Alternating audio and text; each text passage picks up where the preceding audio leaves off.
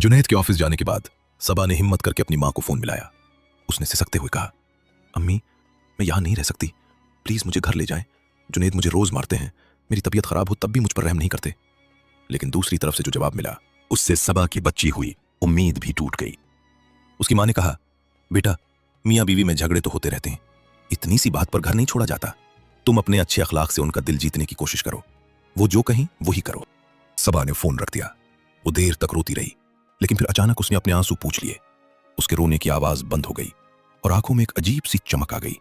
उसने आईने में अपना सूझा हुआ चेहरा देखा और खुद से कहा, बस अब और नहीं, मेरा अखलाक उनका दिल नहीं बदल सका, क्योंकि उनके दिलों में इंसानियत ही नहीं है।